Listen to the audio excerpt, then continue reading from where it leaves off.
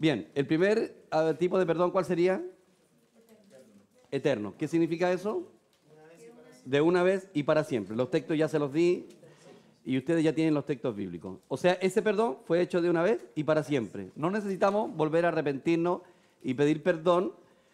Por ejemplo, si yo quisiera tocarles algún texto bíblico que aparece ahí en Hebreos 6, cuando habla respecto a este asunto y ahí es como confuso para algunos. Lo que quiere decir, hermanos, que cuando una persona tropieza, los hebreos creían que cuando una persona tropezaba en el Señor, cometía un pecado y tropezaba o se descarriaba o qué sé yo, él tenía que volver a empezar de nuevo y volver como a convertirse de nuevo y bautizarse de nuevo y empezar de nuevo. Entonces, él dice que no podemos volver otra vez a echar los fundamentos de obra muerta. Ya lo que ya se hizo y la persona se levanta desde el mismo momento donde se cae. O sea, todos nosotros podemos ir teniendo tropiezos en el camino, pero la persona que cae no cae al estado primario. O sea, todos nosotros podemos tropezar en algún momento, pero ya la salvación, el perdón ya fue hecho. Lo que necesitamos ahora es un perdón de comunión, que es el segundo tipo de perdón, que es donde debemos recuperar la comunión con Dios, recuperar la relación con Dios. Dijimos la semana pasada, y algunos no estaban de acuerdo, de que Dios puede estar molesto con nosotros, enojado con nosotros. Definitivamente que sí. El grande. Pónemelo más abajo, más cerca. Eso es. Tienen que explicarse. Sí, pues. Le echan la culpa al pobre Sebastiancito. Ya. Todo porque tiene buena voluntad, es cariñoso, tiernecito, abusan de él. Yo te amo. Sí, déjalo nomás.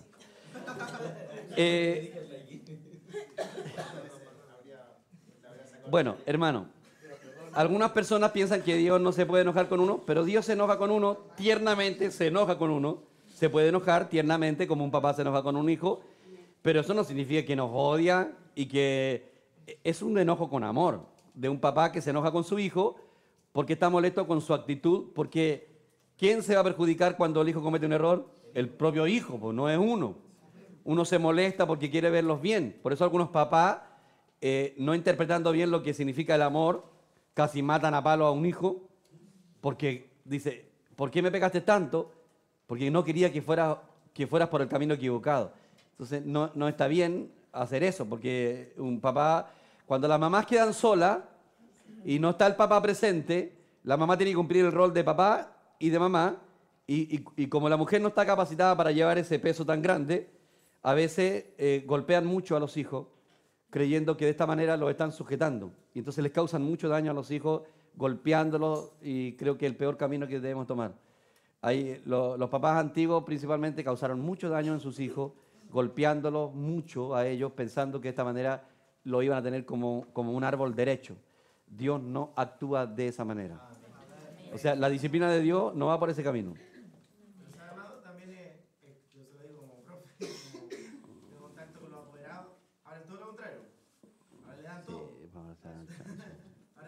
Siempre el ser humano va de un extremo a otro extremo. Que no son capaces de decirle nada porque los van a dañar. Sí. Se puede traumar. Bueno, ahora vamos a ver los dos aspectos de Dios, cómo trata el Señor a sus hijos. Y ahí vamos a saber más o menos cómo trata el Señor a sus hijos. De hecho, el Señor no tiene que castigarnos a nosotros en lo absoluto. Él dice que nos disciplina, pero la verdad es que lo único que hacemos es la cosecha de nuestros propios errores. Bueno. El segundo tipo de perdón entonces era el perdón de comunión, donde inmediatamente cuando le pedimos perdón al Señor, recuperamos el gozo de la salvación. O sea, David cuando había pecado, ese pecado tan grande que cometió, de asesinato y un adulterio, al mismo tiempo, David perdió el gozo de la salvación. O sea, el gozo de la salvación era su comunión que tenía con el Señor. Y yo creo que no hay nada más triste que perder esa comunión rica. Hay gente que nunca la ha tenido. Entonces no sabe lo que es el disfrute de la relación, el sentir que alguien te ama, que está a tu lado. Con honestidad es algo que yo he experimentado tal vez con mayor fuerza en los últimos 10 años y más en los últimos 5. Y llevo 34 años de convertido. Siempre quedaba como en esa sensación de que el Señor está enojado conmigo y aunque buscaba la comunión. ¿Ah? por la misma palabra que nos predicaban. No crean que sacudirse la religión es fácil. El ser humano necesita orar por esto. Yo el otro día en la iglesia de Chacabuco anoté 5 cosas por las cuales ustedes deben orar. Ustedes debieron anotar en su cuaderno y orar todos los días por esas cosas. Y una de las cosas es que el Señor saque el espíritu de religiosidad de nosotros. No es fácil, porque las personas nos vamos de un extremo a otro extremo. Entonces, recuperar la comunión con Dios, tener una relación íntima con Dios es lo más delicioso, nos da mucha seguridad. Un hijo que se siente amado, valorado y apreciado por su padre, camina diferente al otro. Es diferente la forma como uno camina al que se siente golpeado, amenazado por su papá. Y cada vez que Dios nos corrige, siempre es con amor. O sea, cuando uno siente que Dios está corrigiendo, uno se acerca más a Dios, dan ganas de abrazarlo más, de tener una mayor relación más profunda. Entonces ustedes deben orar para tener esa comunión íntima con el Señor. No estoy diciendo que anden elevados todo el tiempo, como caminando en las nubes, como algunos.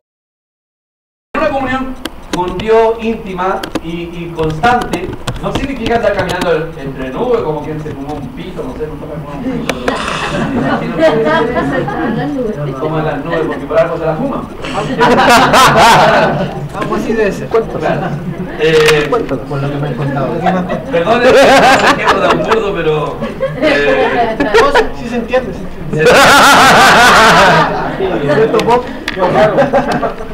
No, no es eso, pero sí hay una convicción interna, una seguridad de que somos hijos del rey, del papá, nos comportamos de una manera diferente.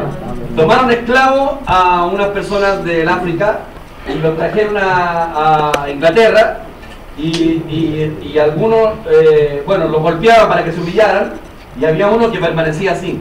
Y alguien le dijo, ¿pero quién es ese? ¿Por qué no se doblega? Y él dijo, eres un hijo de un príncipe, de un rey. Eres un príncipe. Y él sabía que era un príncipe. Me emocioné. Nosotros no nos obligamos a esperar. Aleluya. ¡Amén! Y entonces tomamos autoridad y sabemos quiénes somos. Sí, Señor. Pero es importante que cada uno de nosotros sepa quién es. Sí, Señor. Delante de Dios, lo que somos.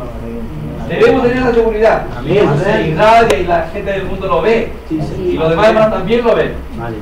Eso es lo que da seguridad. Por eso la espiritualidad mayor no es del que más hace cosas para Dios. Ahora, perdónenme lo que voy a decir porque no es lo que quiero decir tal vez. No es el que más ora ni el que más ayuna, el más espiritual, sino el que más ve. El que más conoce a Dios. Pastor, yo igual, y durante la vena en la mañana tuve una visión, como el dedo retornaba a mi compañero. Y es verdad. Tienes que tomar autoridad y orar y reprender en el nombre del Señor. Amén. Bien, hermano, si usted anda con esa sensación de que Dios está enojado con usted, no va a poder crecer espiritualmente. ¿Ya? Amén.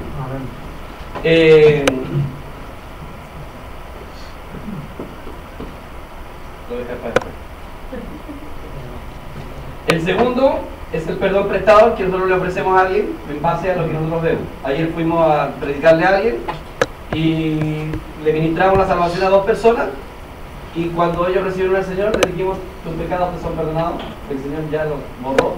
Eso significa un perdón que nosotros utilizamos en base a que nos dimos cuenta que esta persona recibió al Señor en su corazón. Bien, ahora viene. Ahí es como que utilizamos el primer perdón, no el perdón eterno. Utilizamos el perdón eterno, pero lo utilizamos nosotros. Nosotros le testificamos a la persona, hazle tranquilo, tus pecados han sido perdonados. O sea, en el fondo es como que si yo le estuviera diciendo, estás perdonado, pero en base al conocimiento que nosotros tenemos de que esta persona recibió al Señor. La Iglesia Católica perdona los pecados de las personas, pero sin ningún testimonio de que la persona se haya convertido. Eso no es correcto.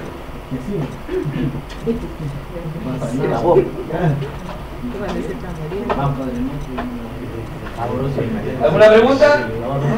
Bien. Vamos. Para que apoyen. Sí, el cuarto. El perdón prestado, ¿se lo perdió usted? Pero el que viene ahora No, ya empezamos. El perdón Ahora vamos con eso. relacionado con la disciplina de Dios. El cuarto. queremos que nadie salga. Pongan el perdón de gobierno, como quieran. Perdón, Eso era. El perdón de gobierno. No, Ya, ¿alguien quiere Gálatas 6? Capítulo 6, versículos 7 y 8. Y lo lee rápidamente, por favor.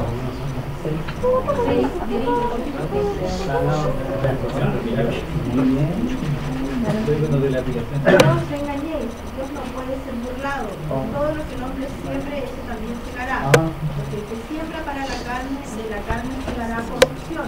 El que siembra para el espíritu, del espíritu segará vida eterna. Aleluya. Gálatas 6, 7 y 8. Aunque este texto está hablando de dinero, ¿podrán creer que está hablando de dinero? Aunque este texto está hablando de dinero, refiriéndose a los gálatas que habían caído en la ley y que eran mezquinos con aquellos que les ministraban la palabra. Eso está hablando aquí. Y entonces, ¿qué es sembrar para la carne? Es gastar todo lo que uno gana para uno mismo. Eso es sembrar para la carne. Pero se aplica a todas las áreas de la vida. Pero aquí está hablando de eso. O sea, si yo gano 1 millón de pesos y lo gasto todo en mí, sembré corrupción. ¿Por qué? Porque todo lo que yo he adquirido para mi beneficio, es para mi beneficio, aquí abajo se queda. Es corrupción porque se va a quemar. O sea, usted se compró un auto nuevo y usted dice, amén, Dios me bendijo, de acuerdo.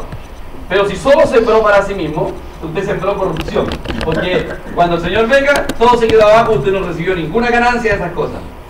O sea, usted no va a recibir recompensa en el cielo porque usted se compró el medio auto. ¿Me explico o no? Es que no se puede pretender cosechar si no sembramos. Bien, pero la vida es, todo lo que nosotros hacemos es una ley de la siembra y tiene, o sea, la siembra y la cosecha, todo lo que hacemos. Vamos a suponer un ejemplo con esta pequeñita que está aquí. Suponga que esta niñita tan hermosa que me está mirando con esos ojitos. Supóngase que yo la reto a ella. No te voy a retar, es una suposición, ¿no? La reto y le hablo fuerte y golpeado y que se quede callada. Esa niñita, yo voy a cosechar de ella. ¿Qué? ¿Que cada vez que me vea? Claro, ella tenga miedo o salga arrancando, ella me va a rechazar a mí. ¿Cierto? Cuando éramos niños, de repente alguien hacía algo por nosotros. Yo recuerdo una vez una prima.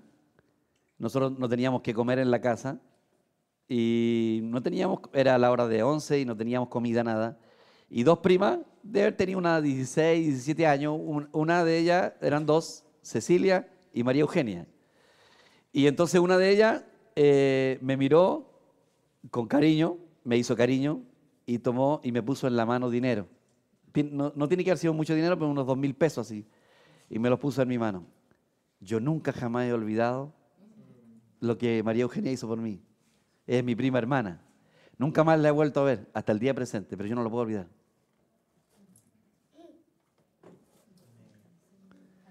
Ella sembró algo en mi vida. Entonces lo que quiero decir es que todo en la vida es una siembra y una cosecha. Si usted siembra brusquedad hacia otra persona, usted va a cosechar exactamente lo mismo. Lo que usted sembró, eso es lo que va a cosechar. O sea, la vida entera es una siembra. Entera. Desde la mañana hasta la noche, usted lo único que hace es sembrar. Y tarde o temprano, usted va a cosechar.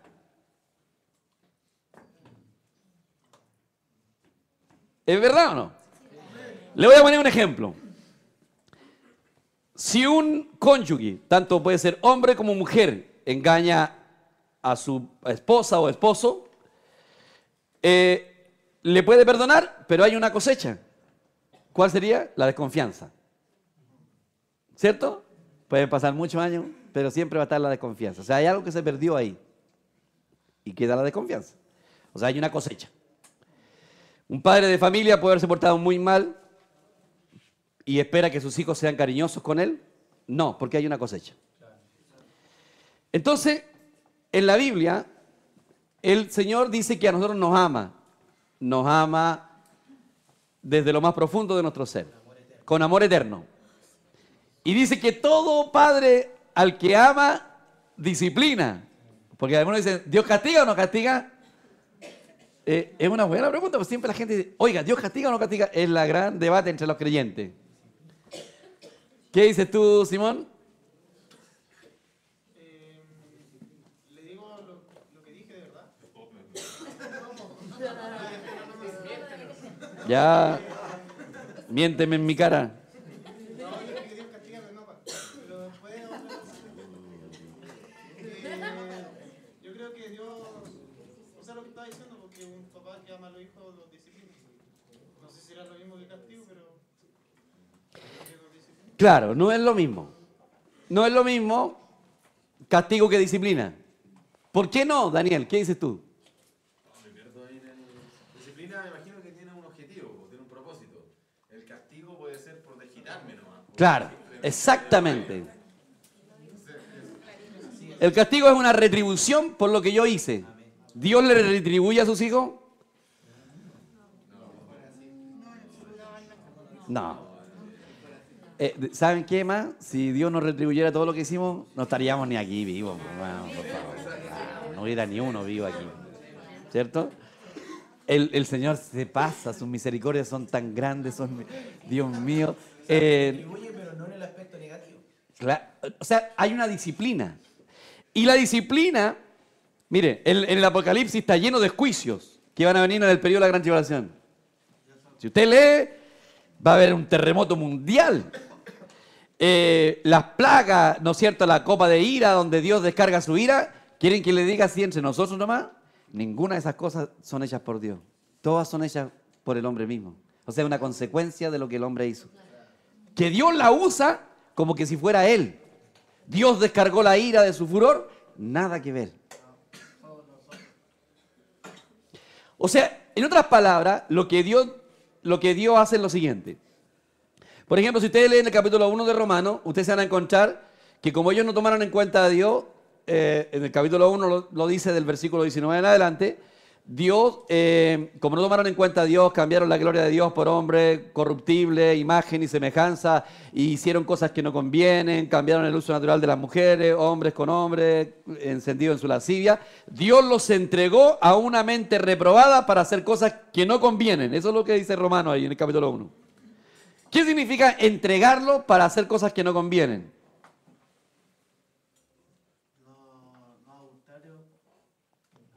¿Qué significa que Dios los entregó?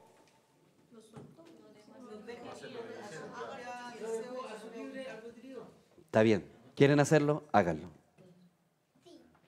Y Él los deja. ¿Fue castigo?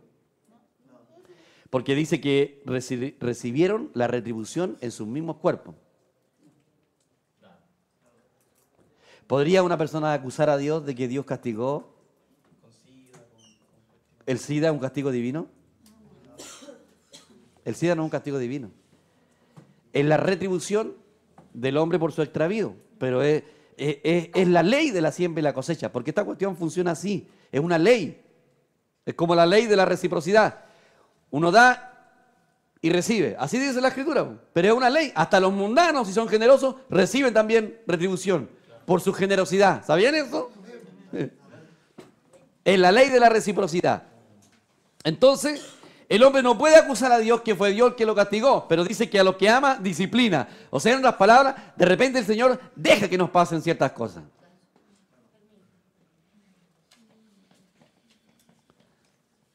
Deja que nos pasen ciertas cosas. Pero escuche bien, se va a dar cuenta, a eso se le llama mano de gobierno, disciplina de Dios. Una disciplina gubernativa. Vamos a introducirnos harto en esto, ¿sí? Cuando el hijo pródigo se va del papá, lleva todos sus bienes, y él vive su vida como quiso, termina comiendo con los cerdos. Ya. O sea, finalmente eso es una consecuencia Sí. de lo que él quiso hacer. Sí. Pero el papá no le sujetó, No lo sujetó. lo dejó libre. ¿Así lo hace el Señor con nosotros?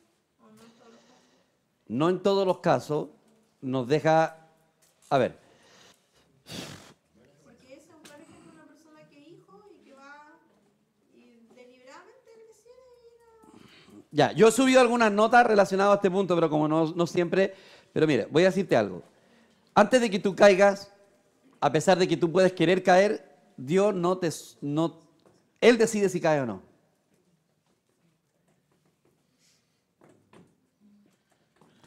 A ver. La pregunta me ha complicado. Ya, a ver.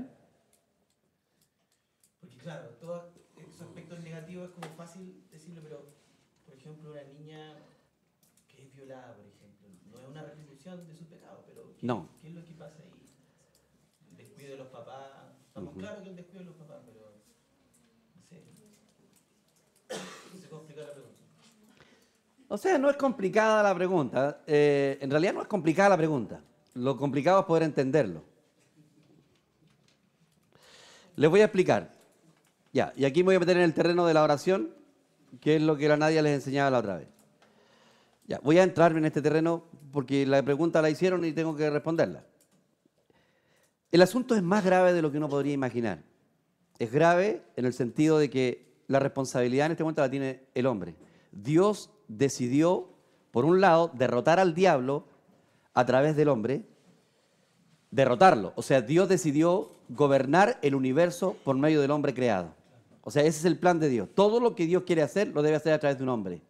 Eso estaba en los designios de Dios, según Efesios 3:11, desde la eternidad. O sea, Dios va a regir el universo por medio del hombre. Por eso tuvo un hombre que venir a vencer al diablo, que fue Jesucristo. Dios se hizo hombre.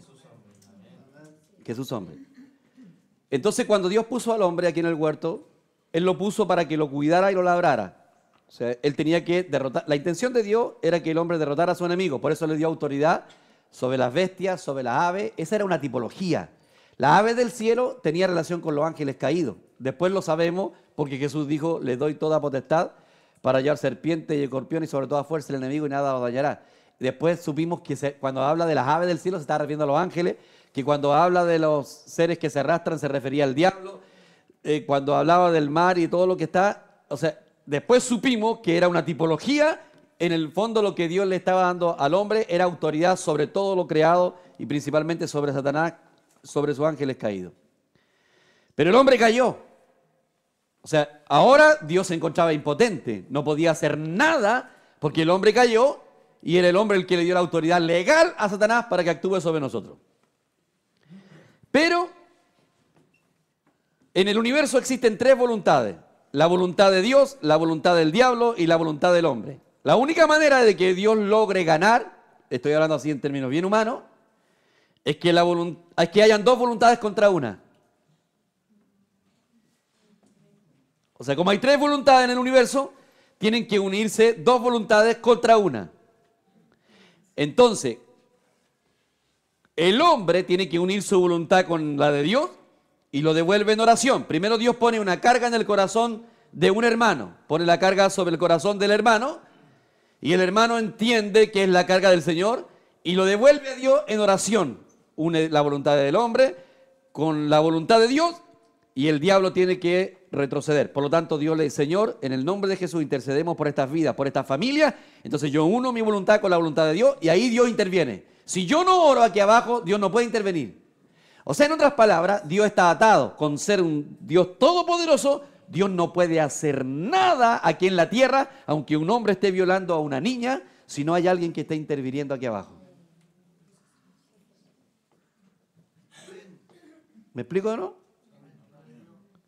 Aunque un hombre esté asesinando a un niño, Dios no puede hacer nada, porque al hacerlo, o sea, a nosotros no se nos imagina poder es someter a la fuerza. Por ejemplo, siempre es dictadura. A nosotros se nos imagina que como yo tengo el poder, yo puedo intervenir aquí y hacer lo que a mí se me place. Por eso la gente dice, mira, si Dios, ¿por qué si Él es Dios todopoderoso? ¿Por qué permite que estén ahí a asesinar a ese niño? ¿Cómo lo sabemos?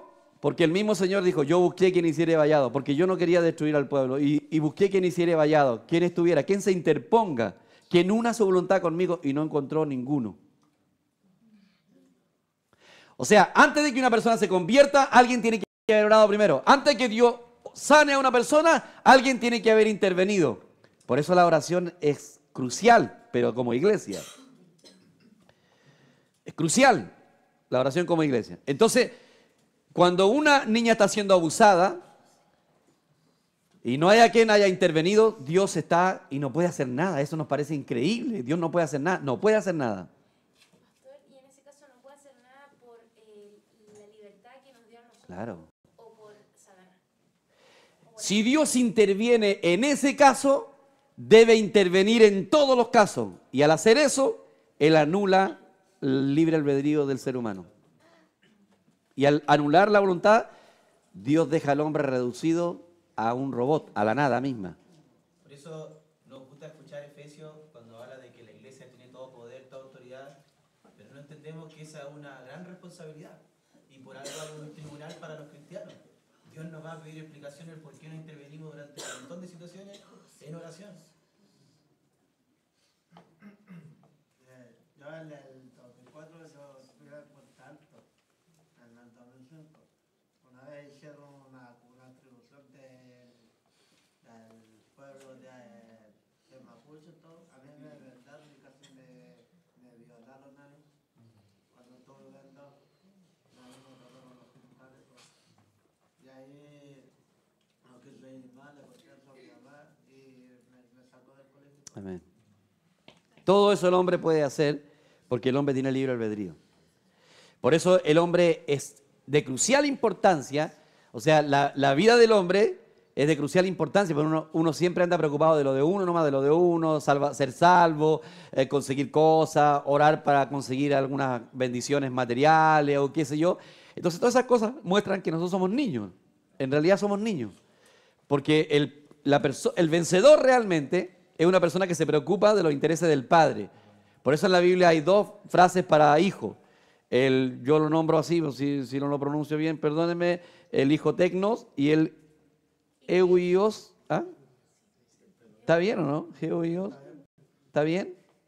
¿Usted que le pega al English? Usted siempre cambia la versión de la pronunciación. Euios, ¿cómo se pronuncia? Se escribe uy hoy. Así escribe. Ya este la cambió ya. Uy, ya, creámosle. Ya, uy. Uy, ya. El hijo, ese que dijo Elisa, es el hijo maduro. Y el hijo tecno, el hijo inmaduro, en etapa inicial. Entonces cuando la Biblia habla que este será un hijo de Dios, está hablando de un hijo maduro. ¿Sí? La oración es infalible. Es decir, siempre que yo oro, el resultado es cierto, es certero. ¿Va a ocurrir? ¿O puede haber una instancia en donde, a pesar de yo haber orado, no se va a dar la protección, digamos? A ver, Dios solamente responde lo que salió de su espíritu. En el fondo, usted solamente responde a lo que Él puso en su corazón. Hay oraciones que no son tan hechas en el espíritu y que a veces Dios las puede responder que tienen que ver con cuestiones personales. Cuando le pedimos cosas, al final es como el papá igual le da al hijo lo que está pidiendo dependiendo de su soberanía, pero la oración que Dios responde es la oración hecha en el espíritu. O sea, es Dios el que pone la carga en el corazón del creyente y el creyente lo responde en oración. Pero no siempre es así, porque no siempre el creyente está dispuesto a orar. O no siempre está en el espíritu. Entonces usted puede orar muchas palabras de oración y no necesariamente Dios tiene que a respondérselas. Así que desde ese punto de vista, la oración no es infalible, pero la oración espiritual es infalible. O sea, siempre Dios la va a responder. Técnica y prácticamente, ¿qué vendría siendo entonces estar en el espíritu? Te voy a regalar un libro que lo voy a escribir yo mismo y te voy a dar todas las técnicas. Justamente hablábamos eso hoy día. No existe técnicamente cómo vivir en el espíritu. No, cuando técnicamente me refiero a, por ejemplo, usted la otra vez decía, yo puedo ver una película en el espíritu porque dentro de mí estoy como... Podría ver una película, Claro, como podría no verla tampoco en el espíritu. Pero a eso me refiero técnicamente, porque usted dio un ejemplo súper claro de cómo uno puede hacer algo así en el espíritu. Pero yo me imagino que todo uno en la vida lo puede hacer en el espíritu. Sí. Entonces, ¿cómo? No sé cómo decirlo, pero ¿cómo yo sé cómo estoy seguro de que... Cuando tú maduras, es la única manera de entenderlo. Cuando tú eres maduro, tú sabes perfectamente que lo estás haciendo en el espíritu. Pero en ese momento como que ya no necesitas hacerte la pregunta. Porque todo lo que te aleja de Dios, todo lo que te hace perder la comunión con Dios, ya no está en el espíritu. O sea, ¿cómo yo sé que estoy en el espíritu? Ni siquiera la emoción, porque yo puedo estar sintiendo la presencia de Dios y puede que no esté en el espíritu, en el alma. La iglesia es carismática, nosotros somos carismáticos también, buscan mucho la parte emocional, pensando que eso está en el espíritu. Y Dios puede quitarte toda emoción, que no sientas nada al punto que te sientes seco y estás en el espíritu.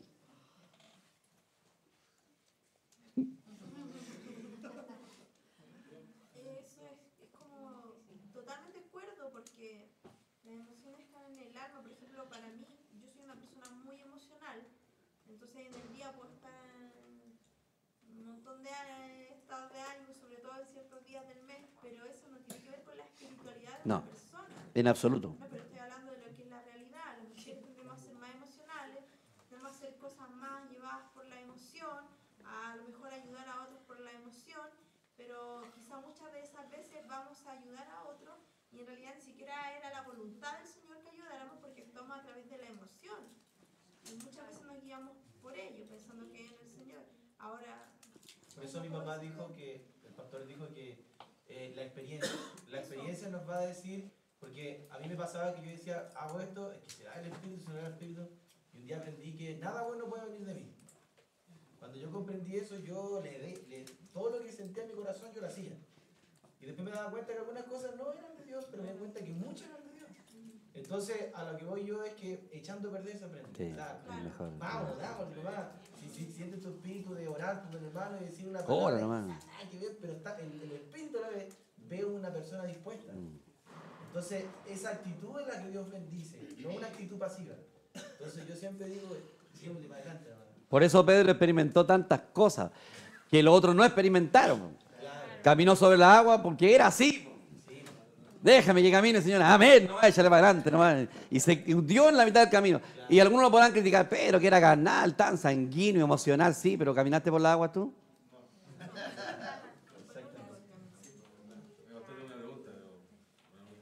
Ya, dale nomás. Uno dice estar en el espíritu. ¿Qué es lo que está en el espíritu? Uno dice estar en el espíritu. Yo sé que es una pregunta muy difícil. ¿Qué es lo que está en el espíritu? En la escritura también dice que tenemos que poner nuestra mente en el espíritu. Nuestro espíritu siempre está en el espíritu, porque se usa uno con el Señor. Entonces la pregunta es, ¿qué es lo que tiene que estar en el espíritu? Mi alma, mi pensamiento, mis emociones. ¿Qué es lo que está en el espíritu? El espíritu humano, el Espíritu Santo mora en nuestro espíritu humano. Y ahí se fusionó. Pero como yo, Juan Carlos Sepúlveda, estoy lleno de autosuficiencia y de capacidades, no me someto tan fácil al espíritu. Y aquí está el conocimiento. Por eso una persona tiene mucho conocimiento, puede prodigar su conocimiento y todo lo que sabe y no está en el espíritu, está en la mente. Una persona puede ser rica en emociones y compartir un tema y él puede jurar que está en el espíritu y puede que no esté en el espíritu. Está en su alma, aunque es cristiano. Pero yo no tengo ni una sola posibilidad de saberlo a menos que Dios mismo me lo muestre. Por eso comparto lo que dice Juan Carlos. El que tiene la responsabilidad de señalarme si yo estoy en el espíritu o en la carne es Dios. Ni ustedes, ni yo, ni nadie. Ni siquiera yo tengo la capacidad de discernir si estoy en el espíritu o estoy en la carne. Por lo que ahora lo vivo en la carne, lo vivo en la fe del Hijo de Dios. Yo creo que en este momento estoy en el espíritu. A lo mejor ustedes me dirán, pastor, está en la carne. No me interesan sus opiniones. Lo que me interesa es lo que el Señor me dice.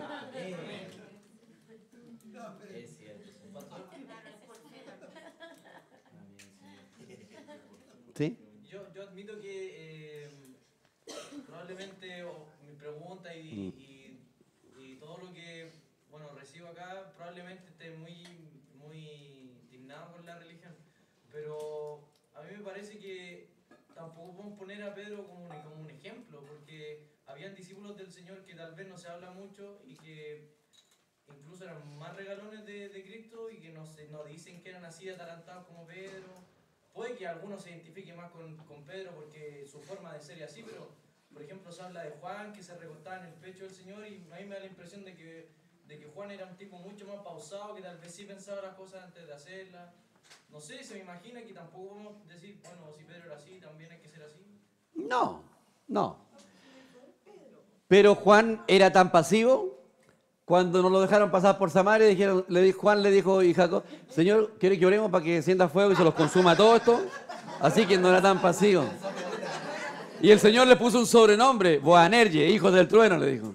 Ustedes no tienen ni idea de qué lado es, porque yo no venía a matar a la gente. Pero, y era tierno. Pero era fuego celestial. Otra cosa. El fuego santo, pastor. Nosotros no lo tomamos como testimonio, sino que la Biblia lo tiene como testimonio. Claro. Entonces, aquí hay una diferencia, porque nosotros no estamos tomando a Pedro como un referente o como testimonio, sino que la Biblia lo dejó como un referente y como un testimonio. Entonces, no lo podemos sacar a Pedro.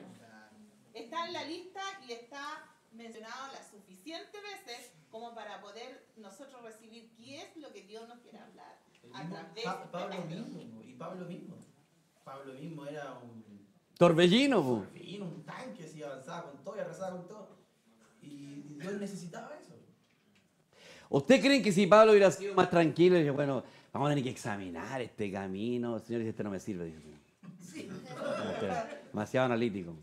Pablo dijo, me encanta, voy a agarrar a todos estos que andan siguiendo a Jesús de Nazaret y vamos, y persiguiendo, los metía presos a la cárcel y vamos. Oye, el tipo era increíble. Tanto así que el Señor dice el hecho que lo tumbó, o sea, lo tiró del caballo. Si a esto no lo tumbo, dijo el Señor, va a arrasar con la iglesia porque era un torbellino. Pero la diferencia está que el Señor dijo, lo perdono porque lo hacía por ignorancia, él creía que le estaba rindiendo un favor a Dios. Pero ahora la pregunta es, si Pablo no hubiera tenido ese temperamento, ¿hubiera llegado a ser lo que fue? Nunca hubiera llegado a ser. Pero no todos son como él, pues pastor, eso es lo que hoy estamos hablando de... Por eso no son nada. Po. Por ejemplo, yo personalmente me identifico más con ese tipo de temperamento porque de repente hago y no me pongo a pensar en lo que hago, pero también tengo amigos, familiares que tienen otro temperamento, entonces me cuesta entender que todos tengan que ser así. No.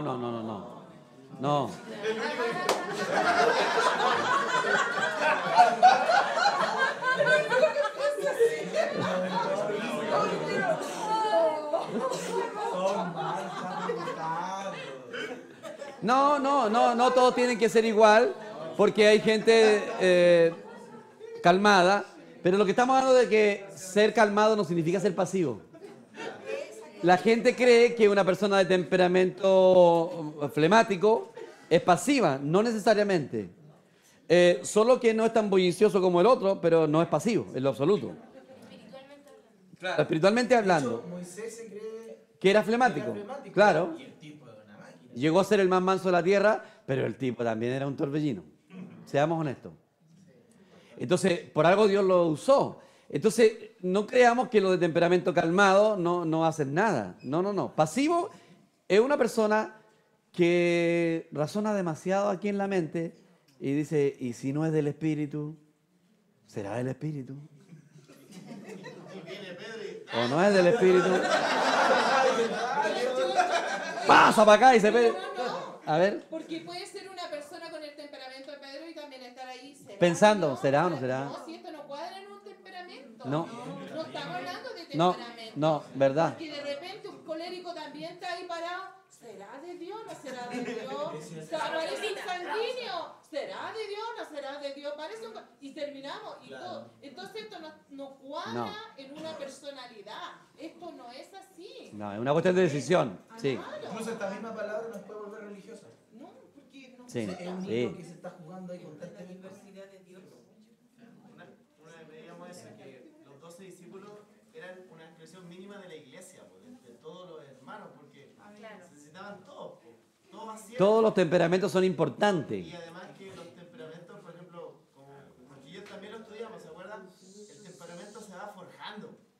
Por ejemplo, yo hace 8 años era absolutamente distinto como soy ahora y no me dejaba en un sentido de dejar mi esencia. Sí, en no. un sentido. Sí. Pero he aprendido por estar en la iglesia otros principios. Entonces, se forjó en mí lo que el Señor necesitaba. Pues. Entonces, yo, no sé, pues mi mamá estará testigo, que me conoce más que nadie, que no soy el mismo hace 8 o 9 años desde que llegaron nuestro amado y que la iglesia se ha ido. Entonces, es un tema de forjarse. Es un tema que con el trato del Señor, la disciplina, el Señor va forjando nuestro carácter. Entonces, Miren, hermano, miren, no pierdan tanto tiempo pensando si están en el espíritu o no están en el espíritu, si están en la carne o no están en la carne. Ustedes son honestos con el Señor y quieren servir a Dios. Eso no significa que estén en el espíritu tampoco. ¿Ya? Espérense. Pero si ustedes no están en el espíritu, tengan la plena seguridad que el Señor se lo va a mostrar. Y si no se lo muestra el Señor, yo les puedo echar una manita. Pero, ¿ah? Sí, porque miren,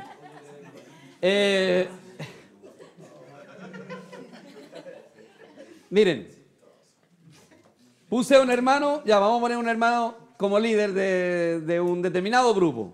Y si él ve que la gente se empieza a oponer, no me colaboran y qué sé yo, está en la carne. Porque un líder es una persona que sirve a Dios, está llamado por el Señor y no necesariamente todos tienen que hacerle caso. El líder se forma líder, ¿cuándo? Vamos a suponer que al hermano lo nombramos presidente de los varones honorarios. ¿Ah? Ya, lo nombramos presidente. Lo ungimos ahora en este momento, todos los hermanos oran, le ponemos la unción. Amén. Así que usted puede arrasar a todos los jóvenes. Yo a los varones 50 para arriba. Usted va a ser el presidente, ¿de acuerdo? Bien. ¿Cuándo él se transformó en líder? ¿Qué piensas tú, Simón? Ya lo ungimos ya, ¿eh? Simón. ¿Cuándo se transformó en líder? O sea, cuando lo nombró. ¿Cevita? A usted no le estoy preguntando, usted lo nombré.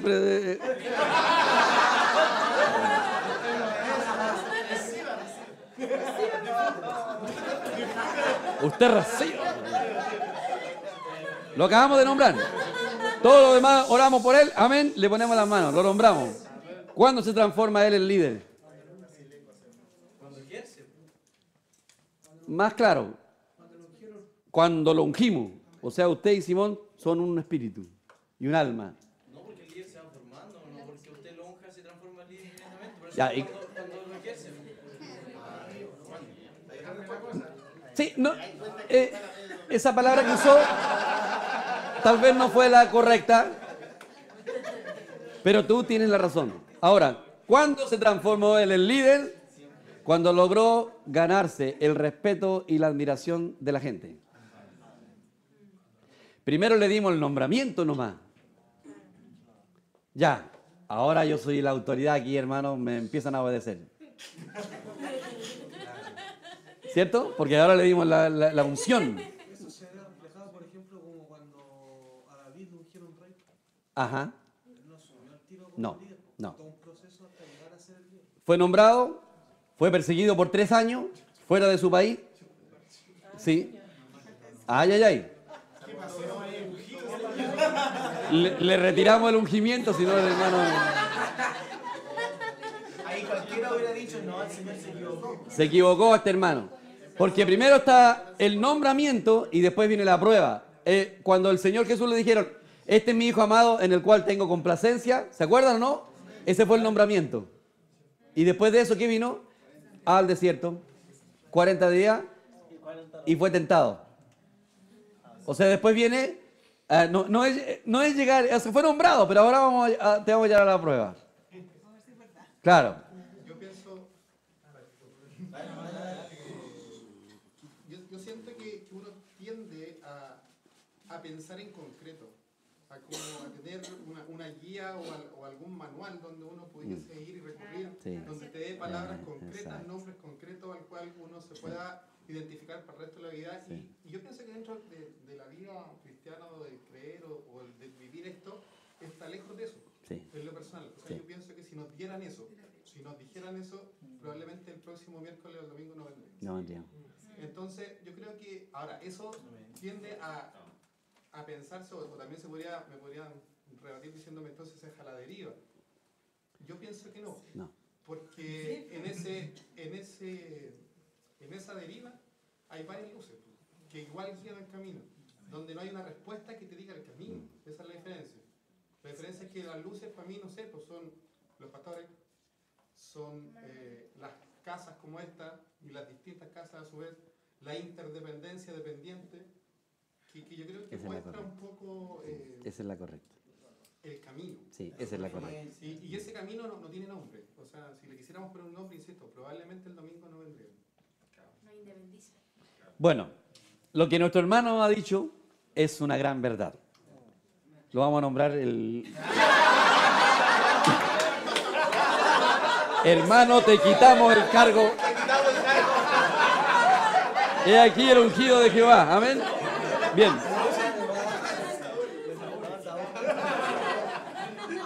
Pero siga participando, porque igual puede...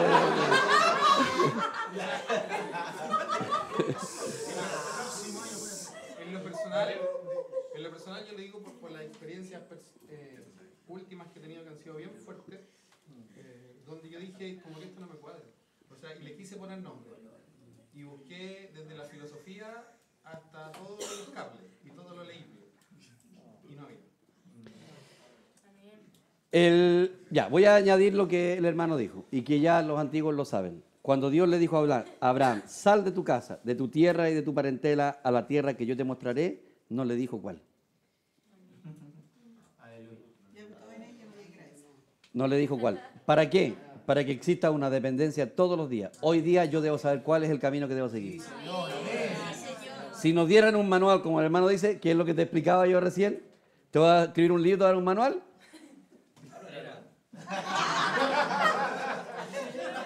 Te lo entrego cada vez que quieras saber. A ver, vamos a ir al manual. Escribió el pastor Juan Carlos. A ver. Aquí dice que... No. Eso sería imposible, porque somos personas diferentes. Dios a todos nos trata igual, es diferente. Por ejemplo, el Señor puede que esté muy molesto conmigo en un área y a ella lo ignoró y hizo lo mismo. Pero Señor, ¿y a ella no le va a dar? No. Porque somos diferentes. Y eso, hermano, por favor, grábenselo. Exacto, grábenselo. No digan, es que me va a pasar esto porque a este le pasó esto. Olvídense y traten con Dios como el único. Usted tiene una relación única con Dios, pero única. Nadie más tiene esa relación. A ver, gracias, Señor. Entonces no trate de imitar lo que hace el otro ni nada, ni una cosa. Nada. Dios es único. Amén. Amén. Gracias, Señor. Pastor, yo un día me sentí tan orgulloso porque ayudaba a un transportista de la 223, porque muchos no pagan, como yo le dije, yo me siento tan orgulloso porque le ayudé, porque le dije, paso la tarjeta, solo te bajé. Eso. Como veo yo con la tarjeta roja. O pasáis, bien. O pasáis la tarjeta o te bajáis. Bien. Amén. A lo mejor le pegaste el cacho a alguno de los hermanos que hay aquí, pero no importa. No importa. Amén.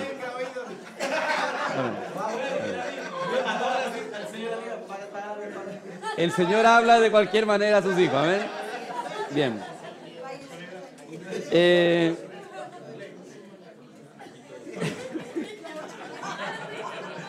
El punto es, queridos hermanos, el punto es que el Señor es único, nos trata de una manera diferente a cada uno y olvídense tanto de la mente, de qué es lo que debo saber y qué es lo que no debo saber. No es así. Esta es una vida espiritual que vamos teniendo con el Señor y la vamos a ir conociendo. Algunos de ustedes ven mucho más que otros, algunos ven más poco a medida que el Señor nos va arrojando luz. Y nadie debe encajonarse en otro, ni buscar y andar en la armadura del otro. Porque cuando David quiso ponerse la armadura de Saúl, no le quedó bien. ¿Ya? No le quedó bien. El morir al Saúl nuestro que está en el interior, porque en otras palabras, David representa a Cristo y Saúl representa el yo de la carne. Cuando David mató a Goliat, también mató a Saúl. Los dos murieron ese día. Goliat y Saúl murieron exactamente el mismo día. ¿Y quién es Saúl? Es aquel que impide que Cristo reine. ¿Y dónde está ese Saúl? Adentro de mi ser. Yo, Juan Carlos Sepúlveda, soy la única persona que impide que Cristo reine en mi interior. Y entonces el Señor tiene que quebrantar esa vida. Por eso está hablando de la mano de gobierno, porque Dios tiene que quebrantar. Ahora, ¿cómo lo quebranta? Él lo hace todos los días de diferentes maneras. Entonces, cuando uno, si a él lo ponen como un líder y ve que la gente no se le sujeta, es porque la gente se sujeta solamente al Cristo que está en él. Hay mucha carne a lo mejor. Hay mucho yo, entonces no se va a sujetar. ¿Ya?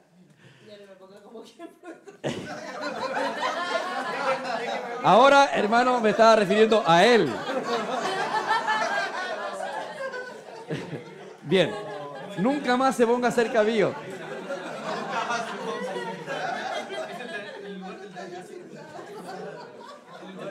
Nunca más.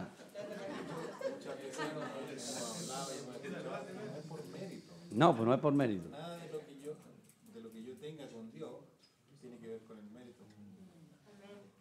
Miren, lo hemos repetido una y mil veces. Es lo siguiente. Por ejemplo, cuando Adán vio pasar todos los animales, no había ayuda idónea para Adán ahí. En ninguno de los animales. Ninguno. Pasaron todos y él no se sentía que tenía una ayuda idónea. ¿Por qué? Porque la ayuda idónea tenía que salir de él, ¿cierto? Ahora, ¿por qué nosotros no somos la novia todavía? Porque la novia es lo que sale de Cristo. Y a lo mejor nosotros todavía no tenemos nada de Cristo. Entonces nosotros, por ahora, o sea, ¿qué es la iglesia? La iglesia, lo único que es la iglesia es lo que tenemos de Él. O sea, la novia es lo que salió de Él. Entonces, por eso Cristo debe forjarse. Todas las predicaciones de todos los evangélicos principalmente, el énfasis está en hacer cosas para Dios. Predicar el evangelio, estamos de acuerdo, se hace dar el dinero, de acuerdo, hacer misiones, de acuerdo. Pero si eso no nos lleva a que Cristo se forje en nosotros, entonces Dios no tiene ninguna iglesia todavía. Porque la iglesia, en realidad, lo único que se transforma en iglesia y en la novia es el Cristo que ha crecido en mi vida. Amén. Nada más. El resto es carne, no pertenece a Él. Solo lo que pertenece a Él vuelve a Él. Por eso dice el Señor, y si me fuere, os volveré otra vez y os tomaré a mí mismo. ¿Dónde dice eso, pastor? Por ahí, hermano. En Juan 14. Juan 14. Juan 14. Estoy demasiado mal hoy día. Juan capítulo 14. Versículo 1, 2 y 3 por ahí. ¿Ah?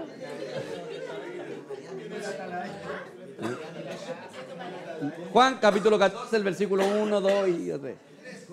El 3. ¿Cómo podemos reconocer que Dios nos está disciplinando? ¿Cómo reconocer? Porque el no reconocerlo impide que podamos cambiar siquiera. Bien. Creo que la pregunta es cómo reconocer cuando lo está permitiendo. ¿Cuándo qué? Cuando Él está permitiendo. Porque yo siento que el término disciplinar, a pesar de que he usado, me parece que se entiende más el término permitir. Cuando reconocer que Dios nos está disciplinando, cuando reconocemos o cuando entendemos que está permitiendo que esté pasando algo. Ya. Voy a hacer una separación. Ahora quiero que entendamos una cosa. Voy a hacer una separación.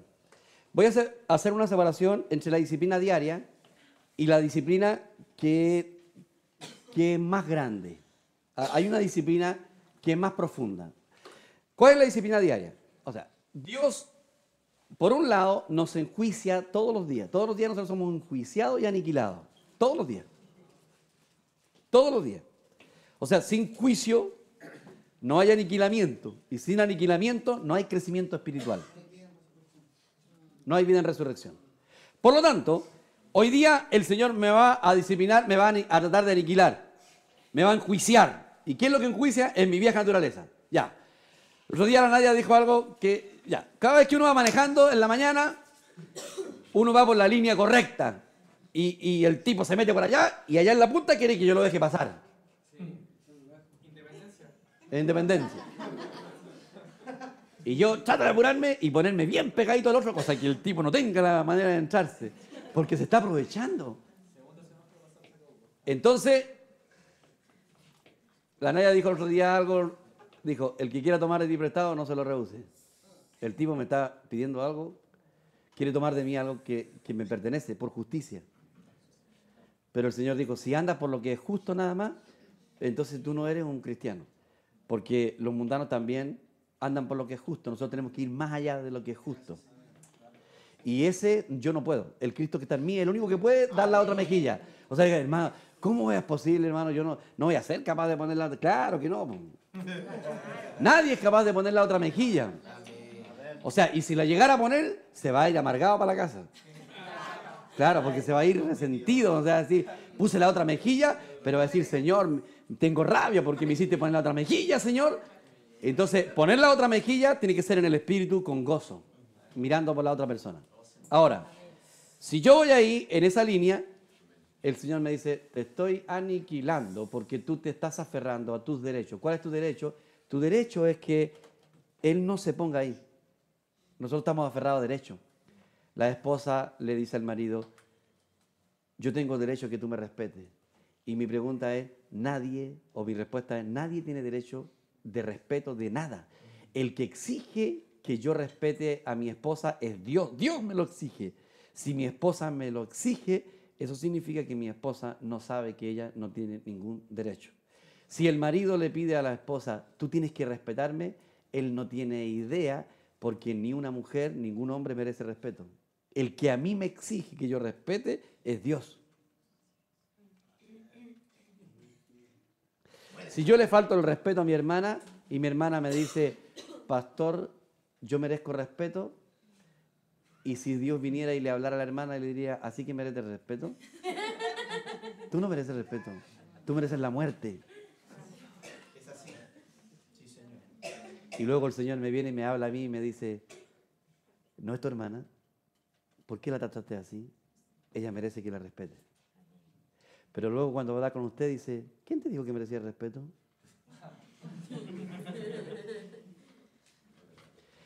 Porque el Cristo que está en ella no es afectado por mis palabras. Pero como ella a lo mejor está no en el espíritu, está en su vieja naturaleza, pero ella no lo sabe. ¿Y cómo lo sabe? Cuando yo la ofendí.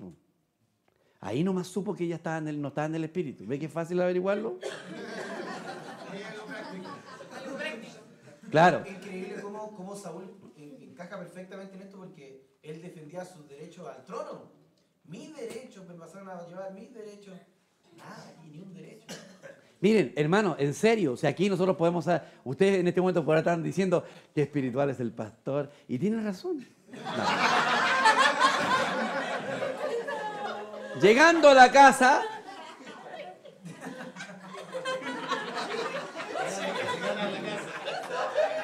mi esposa ya no me ve como el pastor de la iglesia. Ella no me ve como el ungido de Jehová. Ella me ve como su marido nomás, como su propiedad nomás, y me va a tratar como tal.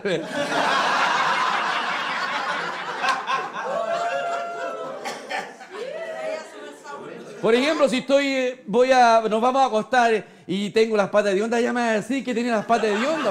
Anda, bañarte, cochino, me va a decir. ¿Y yo qué le voy a decir? Más respeto con el ungido de Jehová. No. ¿Se dan cuenta, no? Entonces, yo tomé el ejemplo de la hediondea pata por otros. Mire, hermano, cuando alguien dice, el Señor me manda una prueba, si la prueba son cuestiones tan simples como esa, po. Nada más. Uno dice, Señor, me va a dar pruebas, y uno se imagina un choque con volcamiento y con todas las cuestiones. Así se le imagina. Claro, un meteorito que se le cayó justo en el capó y le rayó el auto. Son cuestiones simples como esa, nada más. Esas son las disciplinas del Señor. Que el tipo se me quiso meter, y el Señor, todos los días, esas son las pruebas. Esas son las pruebas, po. ¿O todos los días se le muere un familiar a usted? en toda mi vida, a mí se me han muerto 2 familiares. Mi padre hace el mismo 18 años y mi abuela en el año 92, hace 22 años atrás. Entonces, yo no podría decir que he tenido muy pocas pruebas. Esas no son las pruebas en realidad. Las pruebas son las cuestiones diarias, cotidianas. Pero ¿para qué Dios permite las pruebas? Para que yo me conozca, que no estoy tan en el espíritu. Y que la carne está demasiado viva. Porque el Cristo que vive en mí no es afectado por ninguno de los insultos de ustedes. ¿Quién es el que se hiere? El Saúl, hermano, que está ahí. En la carne. El que cree tener derecho. El diablo, como los conoce, sabe dónde apretar el botón. ¿Sabe dónde apretar el botón? ¿Y a quién usa el Señor más para entrenarlo a uno? La esposa, po. Y al esposo, po. En realidad la esposa nomás. Mire, el Señor, en serio, usa a la esposa y al esposo. En este caso, el hermano Raúl usa al hermano Raúl para probar a la hermana y exponerla. 2 meses en Venezuela, 1 mes en Argentina, le dio plata la semana pasada para irse a las termas con su pastora. Oiga, siga siendo probado, hermana. Oiga, sígala probando a la hermana. Son tratos del Señor. Cualquier cosa que suceda con nosotros. Ahora, miren, tomando el ejemplo de esto. El hermano Raúl puede sentir que él merece más de la hermana Margarita por todo. Porque si uno lo mira objetivamente de afuera, a lo mejor el hermano tiene mal carácter. Y a lo mejor la hermana no está muy contenta con el carácter del hermano. Pero Dios mira más profundo. Primero mira la actitud de la hermana hacia el hermano y él lo valora mucho más, pero por otro lado mira el amor propio de uno. Y uno dice, en realidad no merezco que mi esposa me... Porque yo le doy todo.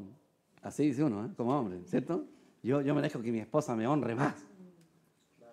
Que sienta que yo soy el papamono de esta casa. ¿Sí o no? Claro, hermano. Y ahí sale el yo. Y entonces el Señor dice, sigue trabajando, sigue trabajando, sigue trabajando, sigue trabajando, sigue trabajando. Y lo peor de todo, hermano, sigue trabajando y sigue viajando. Amén. El hermano sigue trabajando en el Señor y la hermana sigue viajando. Pero miren.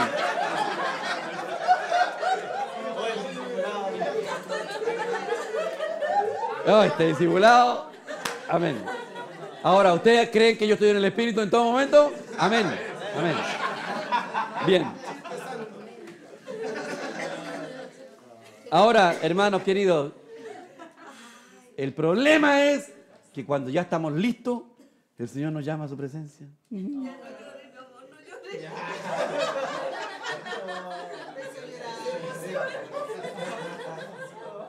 Claro, cuando estamos preparados. Yo siempre le digo a mi esposa, vas a tener el hombre ideal cuando yo cumpla los 80. No, si me dijiste a los 40.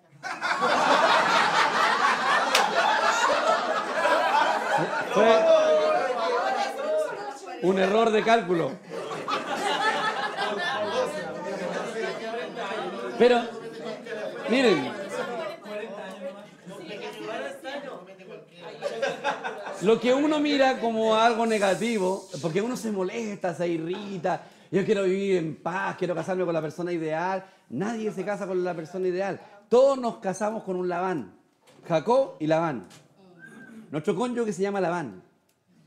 Ese que... Nosotros somos el tramposo Jacob y nos casamos con otro más tramposo todavía. Por eso el Señor dijo, este es mi hijo amado en el cual tengo complacencia. Y cuando se hace el matrimonio, los bendigo en el nombre del Señor, fructifiquen, multiplíquense. No, van a pensar que estoy casando a ustedes ya. Y le damos la bendición. Y besito, besito, dense el beso, amén. Y que Dios los bendiga. Y ahora viene la prueba. Ahora los lleva al desierto el Señor por el resto de los días.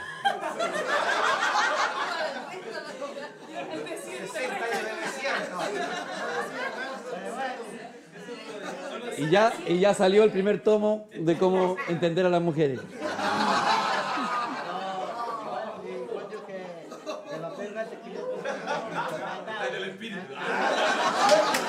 ¿No sabía que erais casado?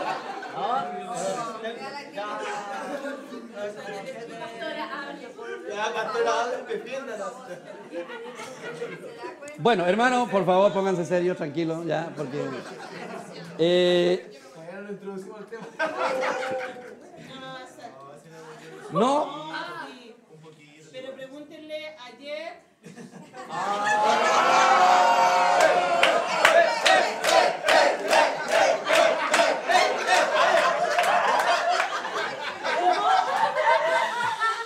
Íbamos a visitar un enfermo y empezaron lo que están celebrando. Y como él no tocó la bocina, le dijeron un garabato. Claro. Me sacaron la madre. Fue puro tocando la bocina.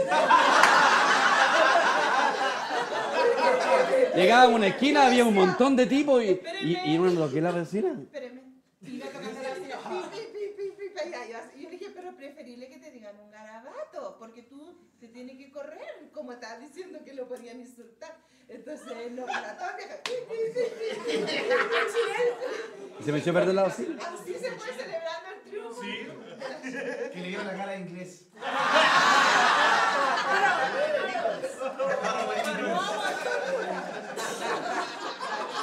Bueno, hermano, se lo dije.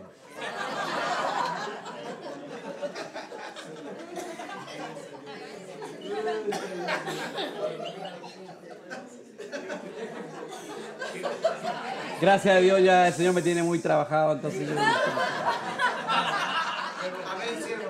Amén.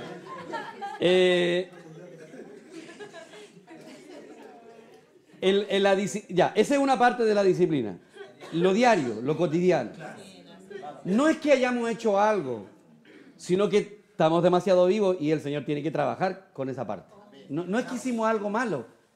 O sea, una persona no necesariamente tiene que haber hecho algo malo porque, oye, para algo hiciste algo malo. No. Si aunque nosotros no hayamos hecho nada malo, el Saúl está vivo y Dios tiene que tratarlo. Nadie puede escapar a la disciplina. Porque no es cuestión de que hice algo malo. Soy malo. Porque estoy en Saúl, pues estoy en el yo, en el yo de la carne. Entonces Dios la va a trabajar igual. Y no es fácil de que muera. En realidad se demora toda la vida.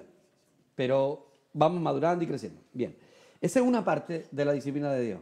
Diariamente nos disciplina el Señor.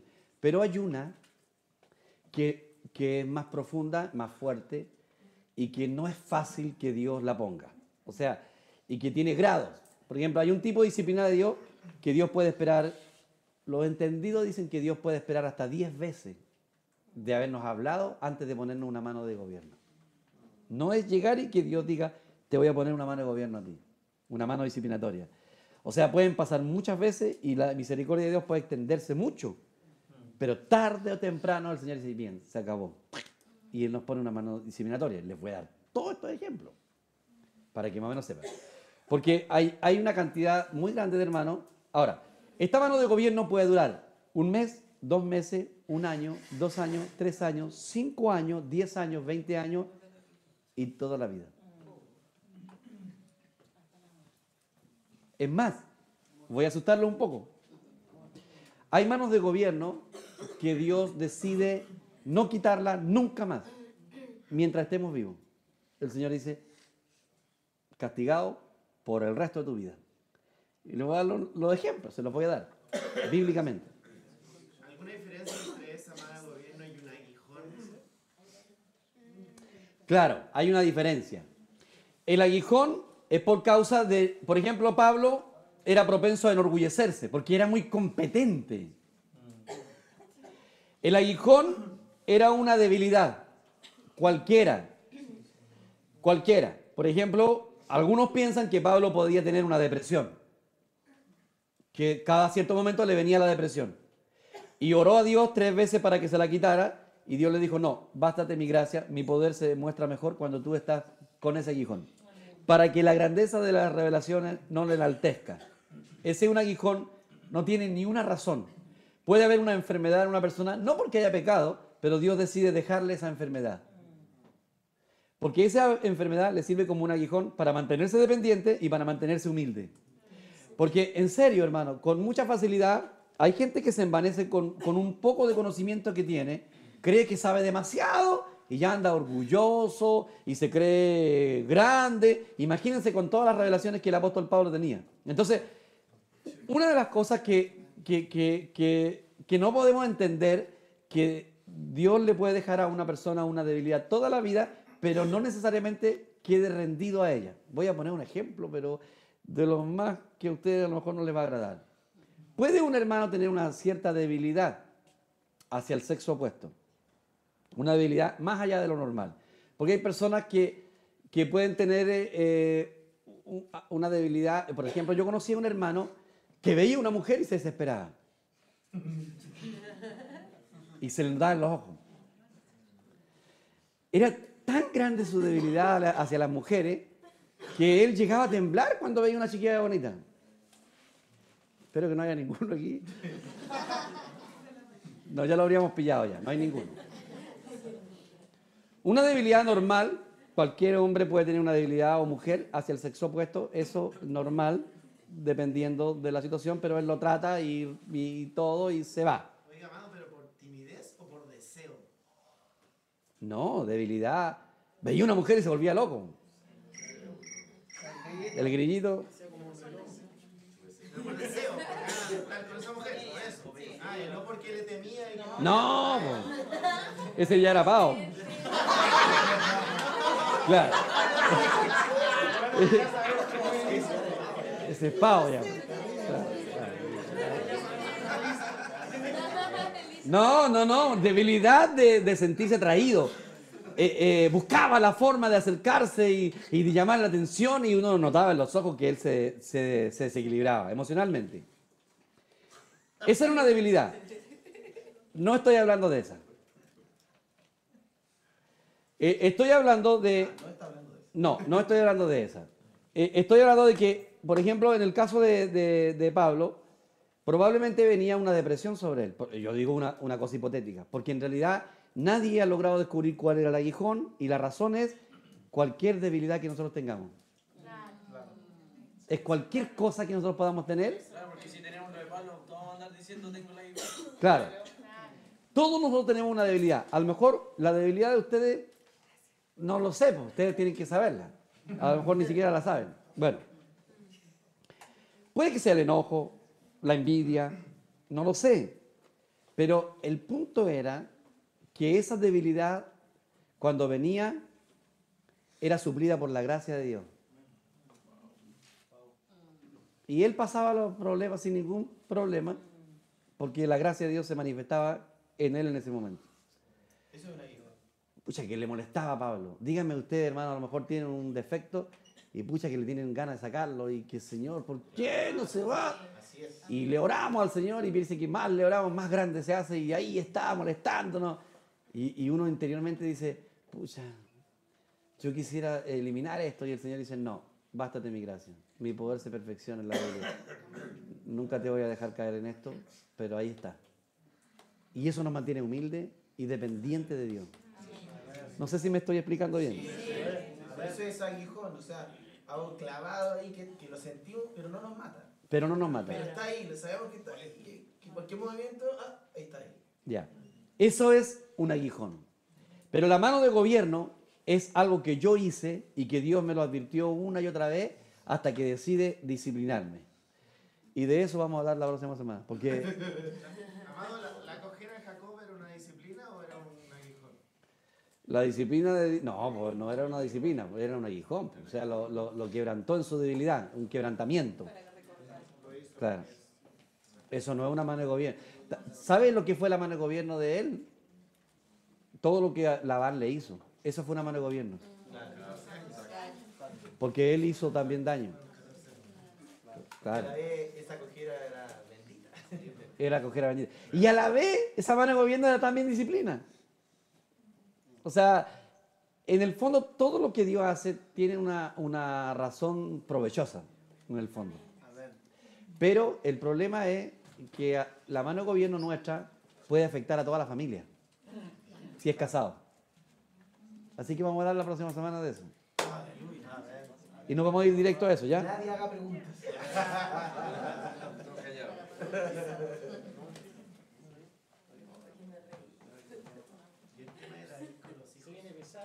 Esa fue mano de gobierno. Por eso lo vamos a hablar de eso. Bien, la próxima semana nos vamos a ir directo al punto para hablar ahora qué es lo que es una mano de gobierno. Y les voy a poner un montón de ejemplos. Y qué buenas esas diferencias que tú haces, esas preguntas, porque hacen que desglosemos y tiremos lo que es un aguijón en la carne y lo que es una mano de gobierno. ¿De acuerdo? Pastor, dijo que puede afectar a la familia, pero eso quiere decir que pero la mano de gobierno me afecta, o sea, ¿la recibo solo yo? O también puede ser que Dios me dé una mano de gobierno con el por ejemplo, si tengo un hijo enfermo y es una mano de gobierno para mí, o eso no es una mano de gobierno bajo ningún punto de vista. Podría ser. Para mí a través de otra persona. No, o sea, a ver. Como que tú y toda tu casa. Una cosa así. Todo lo que a mí me suceda va a afectar a mi familia. O sea, si es una mano de gobierno hacia mi vida, yo voy a dañar a mi familia. La voy a perjudicar.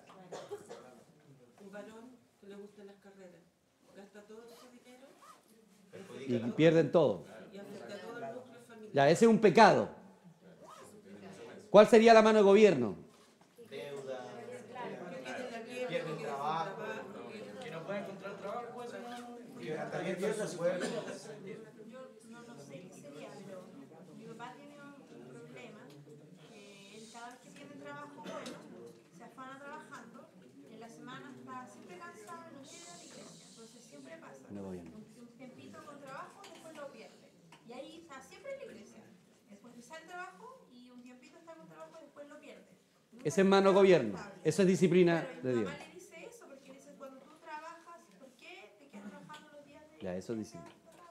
Eso es mano de gobierno. Y la consecuencia es la escasez económica para la familia. Afecta a toda la familia. Acá hay una pregunta porque, respecto a lo que dijo Sebastián. Porque él estaba preguntando si la mano de gobierno hacia él podía el Señor dársela a otra persona, en este caso su hijo. Si la hermana contaba que cuando su hijo era chico tuvo una enfermedad grave. Y cuando ya se volvió al Señor, él se sanó. Entonces, esta es la pregunta. Si la mano... pero no... Ese ahora está sano. Sí, sí puede afectar. Sí, sí puede afectar. Porque cuando Salomón cometió el grave pecado, David cometió el grave pecado, él dijo, el hijo que está esperando morirá. Porque nosotros lo alejamos un tiempo del Señor. Nosotros conocimos al Señor, por eso yo conocí al Señor cuando empecé a colorear con él. Nosotros lo alejamos, pero el niño se me enfermó, se me alejó. Lo alejamos justo cuando el niño nació. Y estuvo hasta ahora que yo volví al Señor, con sus problemas me lo operaron corazón abierto, miles de problemas, cardiopatía, escáner, problemas en su cabecita y ahora está sano, gracias a Dios. No tiene nada, o sea, no puede, a los no se puede decir, no puede decir una mano de gobierno para que nosotros... Ya. Miren, vamos a tomar el tema con pinzas, porque no vamos a dejar ninguna laguna ni nada para que quede claro. Porque lo que le voy a responder al tiro, que ni se le imagine que Dios le mandó un hijo enfermo. Ni se imagine que Dios fue así, porque nada malo puede proceder de Dios. Así que la mano de gobierno no es necesariamente que fue Dios el quien te mandó eso, pero sí dejó que te sucediera. Entonces hay que sacar de la mano, porque Santiago dice que de Dios no puede venir nada malo. O sea, usted se golpeó, no venga a decir, chuta, Dios me mandó este castigo. No, nunca jamás Dios va a hacer una cosa así. ¿Ya? El nombre del Señor sea santificado. Por eso no me gusta tocar estos temas así tan livianos. Lo vamos a tocar la próxima semana con pinza para que nadie quede con una impresión, ni de susto, porque Dios no es un ogro ni un monstruo y Dios nos ama profundamente. Pero a la vez, para que si hay hermanos que están bajo la mano del gobierno, yo voy a poner varios ejemplos, pueden salir. Amén. Y pueden salir más rápido de lo que se imaginen. Sí, Señor. ¿Bien? A ver, vámonos para que quizás juegue el tiro. Ya. Una oración. Señor, estamos agradecidos.